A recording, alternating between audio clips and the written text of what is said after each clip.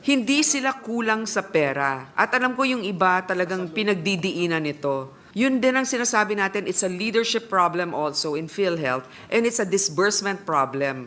Problema din sa PhilHealth, hindi rin natin alam kung ano ba talaga yung mga benepisyo natin. Wala tayong card na nagsasabi hanggang dito o ganyan. Alam niyo po, nakakagalit itong ginagawa ng Kongreso natin, ano? Zero budget daw sa PhilHealth dahil merong 600 billion reserve fund. Alam niyo po, kapag binayaran ng PhilHealth yung mga utang niya, ay kulang na kulang pa yung 600 billion na yan. Ang tanong, sino ang magbabayad ng mga subsidy para sa mga kababayan nating mahihirap, walang trabaho, 4Ps, seniors?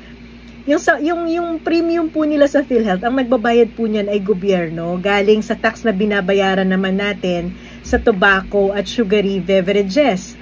Pero at nakasaad din po yan sa batas na dapat automatic ay binibigay yan sa PhilHealth dahil yan ang bayad sa subsidiya nila. Ano yung ginagawa ng Kongreso ngayon? Kinuha po yung pondong yan at hindi binibigay sa PhilHealth. Ang tanong, sino magbabayad ng gastusin ng mga seniors, ng mga mahihirap, ng mga walang trabaho kapag kasali sila at i-cover sila sa PhilHealth? Ang ibig sabihin po niyan, ang magtutustos niyan, ang magbabayad niyan ay tayong mga ordinaryong manggagawang Pilipino. Kahit na nakasaad sa batas na dapat nilalaan dyan ang 80% ng kalahati ng mga taxes na nakukolekta natin mula sa mga sigarilyo, tobacco products at galing sa mga sugary beverages. Kaya alam niyo, maling-mali itong ginagawa ng Kongreso na to eh. Pinaprioritize po nila yung mga programa na nagsusulong ng patronage politics. Itong medical assistance for indigent patients. Bakit po yan ang pinaprioritize sila? Kasi bago ka makahingi ng tulong, kailangan mo munang lumapit sa politiko. Nakakawala ng dignidad. Lalapit ka sa politiko para manghingi ng guarantee letter, para makakuha ng tulong sa pagpapagamot mo. Eh kung sa PhilHealth yan nilagay, automatic, di ba? Wala kang politikong hihinga ng tulong. Kaso pinaprioritize ang Kongreso ngayon, yung kailangan mo pang magmakaawa sa kanila. Trapo politics. Kaya po talaga namang pupunta tayo sa Supreme Court uli para mag-file ng kaso para questionin yung ginagawa nila dahil unconstitutional po to. Labag po to sa karapatan natin.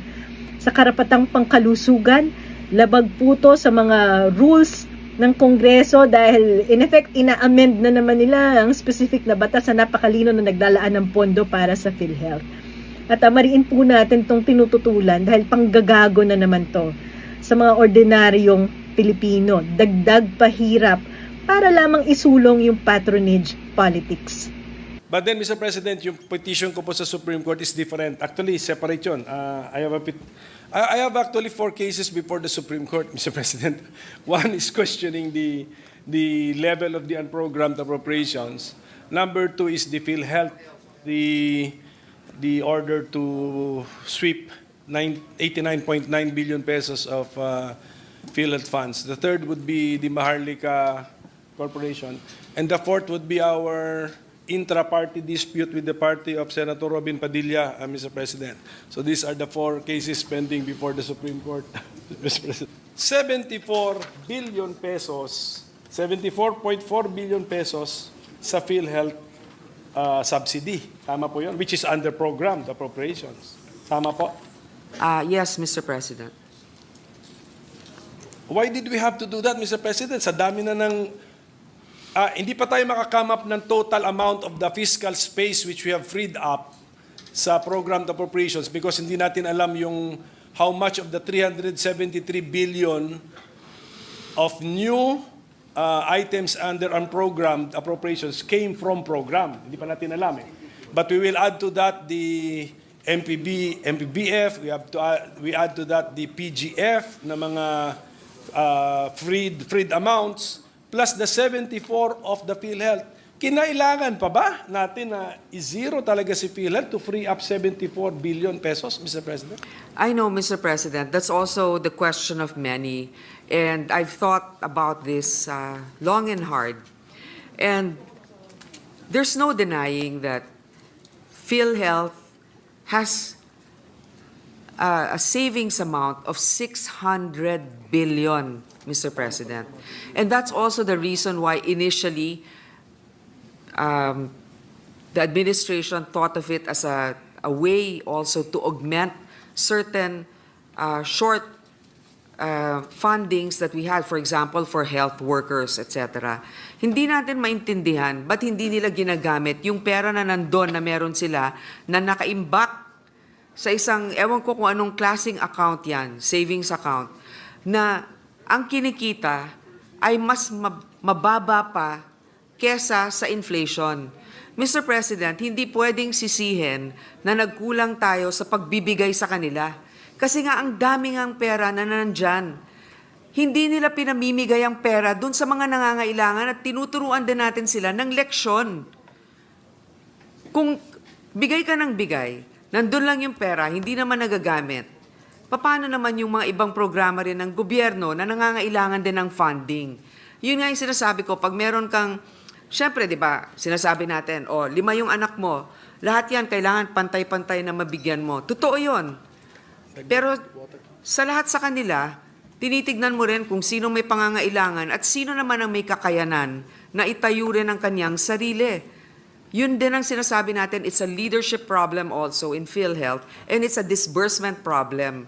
Gaya nga ng sinabi ni Senator Cynthia, ang problema din sa PhilHealth, hindi rin natin alam kung ano ba talaga yung mga benepisyo natin. Wala tayong card na nagsasabi hanggang dito o ganyan ang maibibigay sa'yo, ang tagal-tagal ng approval minsan, hindi alam ng ating mga kababayan kung paano sila makapag-comply dun sa mga requirements. So ito yung mga nagiging issue.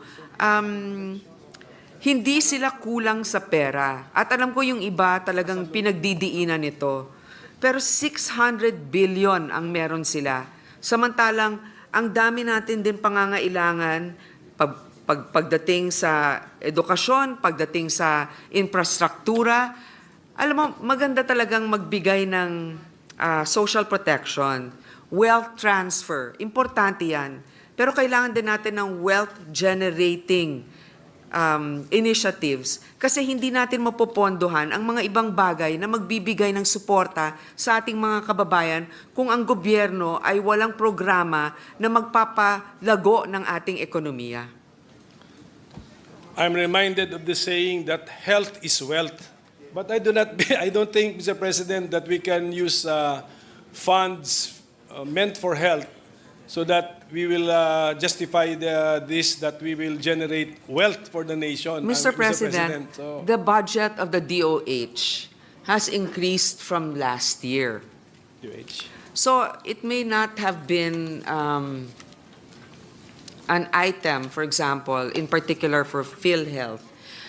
Pero meron naman pong increase na nangyari sa DOH.